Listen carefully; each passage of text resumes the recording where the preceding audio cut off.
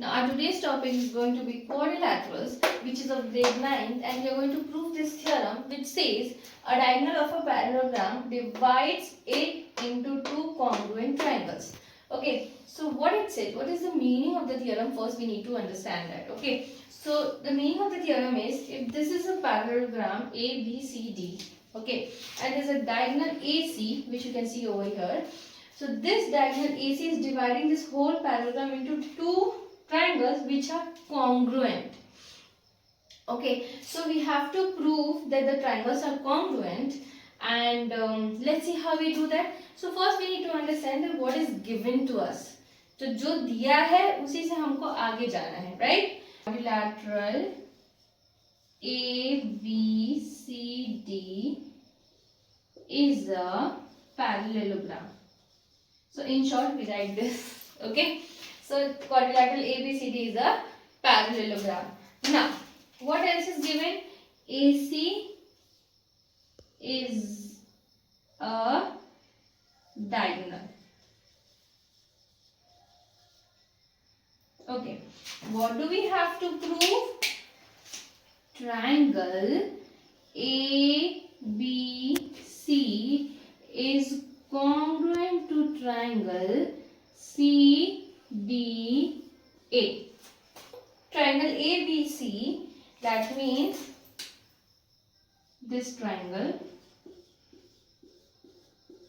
okay, is congruent to triangle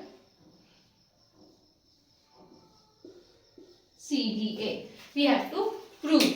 So let's start with the proof. We need to understand all the properties of a parallelogram. So parallelogram की क्या properties होती हैं? What are the properties of a parallelogram? So ABCD is a parallelogram. In a parallelogram, opposite sides are equal as well as parallel. So ABCD will be equal as well as parallel. Same way AD and BC will be equal as well as parallel. Okay, so we need to make use of that. And then AC is a diagonal. These two lines are parallel. This AC diagonal is acting as a transversal. What is it acting? Acting as a transversal. So we can say AB is parallel to CD and AC is a transversal.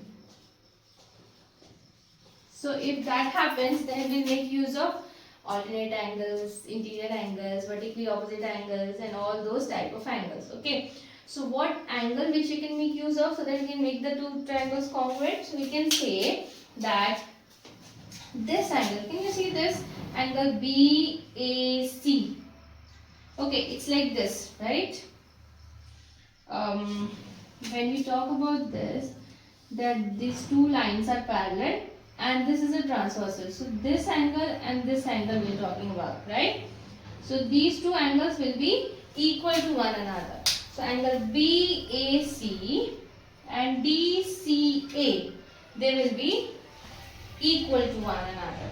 So now we can write this as angle BAC is equal to angle BCA. Why? Because they are alternate angles. Because they are alternate angles. Okay. The next thing is, we need to see that in both these triangles, this AC is common. AC is common side for this as well as this. So we can say AC is equal to CA, which is common for both the triangles. You can say common side, you can just write common. Okay. The next part is, we have same way AD and BC, right? So we can say side BC is parallel to DA. Side BC is parallel to DA and AC is a transversal. So now BC is parallel to DA and AC is a transversal. So what happens now? Which angles will be equal? So this angle and this angle, can you see this angle and this angle, they will be equal. Let's name them. So how are we going to name them? Angle B, C, A. Okay, angle B, C, A, and then angle D, A, C. So angle BCA is equal to angle DAC. Alternate angles. So they are alternate angles, hence they are equal.